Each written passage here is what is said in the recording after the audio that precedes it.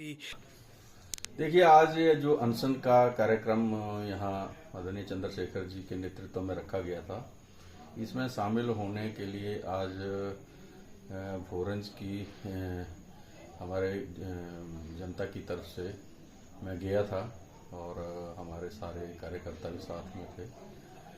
हमने वहाँ अपना समर्थन जाहिर किया और जो मांगे लोगों की हैं उनके समर्थन में हमने अपना वहाँ पे जो था वो साथ उनको दिया। हमने 3-4 बातें वहाँ पे रखी कि ये जो रोड बन रहा है, इससे हमारे लोग जो हैं वो पिछले 3-4 सालों से तंग हैं, दुखी हैं। लोगों के मकान गिर गए, यहीं लोगों के मकान ऊपर टंग गए, रास्ते गिर गए, डंगे गिर गए, गौशालाएं गिर गई, जमीन उनकी बह गई और लोगों के घरों में पानी चला गया। तो बहुत तकलीफ में लोग हैं। पानी की पाइपें टूट रही हैं रोज और उनको जोड़ा नहीं जा रहा, उससे पानी की सप्लाई हमारी जो है वो सारी डिस्टर्ब हो गई है। तो हमने ये कहा कि जो कंपनी है, जो मोर्थ है, वो इस समस्या का समाधान करे, स्थायी समाधान करे, क्योंकि बड़े कई दिनों से हमने कई प्रयास पहले कर लिए जिनका कोई नतीजा फिर निकला नहीं। वो किसी भी बात को मानते नहीं है। विधानसभा में भी हमने बार बार इसका क्वेश्चन उठाया, उसके बावजूद भी कुछ हुआ नहीं। तो फिर ये आंदोलन और सत्याग्रह ही हमारे पास बचा था। तो ये सत्याग्रह जो है ये यहाँ आरंभ किया, चंद्रशेखर जी ने आरंभ किया, लेकिन हम सब भी इसके साथ जुड़े हैं। देखिए, हमने जो मांगे रखी है उनमें मुख्य मांग है कि इस स्टाफ को, सारे को, मोर्थ का जो स्टाफ है, जो लोगों के साथ अन्याय कर रहा है, जो लोगों के साथ झगड़ा कर रहा है, उनके साथ बदतमीजी कर रहा है, इस स्टाफ को बदला जाए यहाँ से।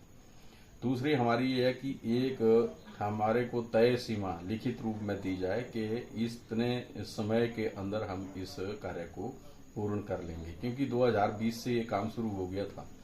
इतने वर्ष हो गए, 5 वर्ष हो गए, लेकिन काम अभी तक खत्म नहीं हो रहा है। तो हमने दूसरी हमारी ये है कि हमें एक समय सीमा बताई जाए कि इतने में हम करेंगे और कैसे कैसे करेंगे, उसका रोड मैप हमें दिया जाए। तीसरी हमारी मुख्य ये है कि इसकी अलग अलग कमेटियां बने। उन कमेटियों में जो है वो स्थानीय लोगों को भी लिया जाए, स्थानीय प्रशासन को भी लिया जाए और स्थानीय जो नेतृत्व है उसको भी लिया जाए, ताकि उनके साथ कोऑर्डिनेट करके फिर उसमें सारी चीज जो हो, चाहे जो निर्माण की गुणवत्ता है वो भी देखी जाएगी उसमें, और उसकी समय सीमा भी देखी जाएगी, और लोगों के साथ जो जो लोगों के कार्य हैं या लोगों की जो मांगे हैं उनको भी फिर ध्यान में रखा जाएगा। तो वो कमेटी भी आप बनाइए, ये रखी थी।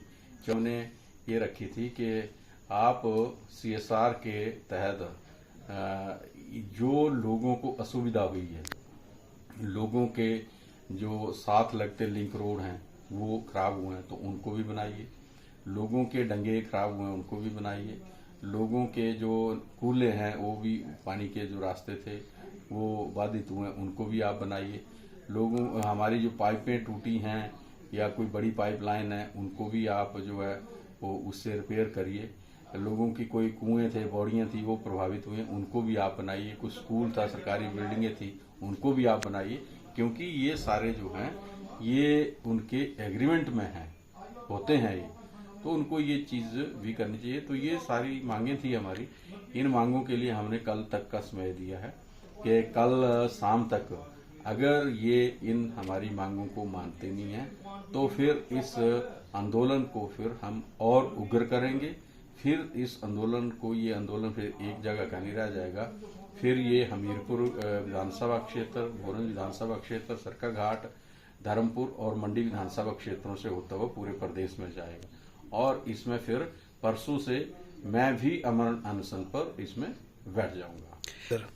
हमारा यही कहना है, क्योंकि ये निर्माण कंपनी कोई पहली नहीं है हिमाचल प्रदेश में काम कर रहे हैं। हिमाचल प्रदेश में बहुत सारे कंपनियां काम कर रही हैं, लेकिन सभी कंपनियां अपना काम अच्छा कर रही हैं और लोगों की बात भी सुनते हैं और काम की उनकी गुणवत्ता भी होती है।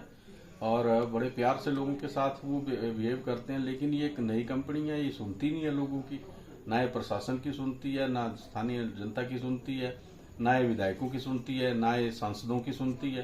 तो ये किसी की बात सुनते ही नहीं है। तो फिर हमें मजबूर होके ये सत्याग्रह करना पड़ रहा है।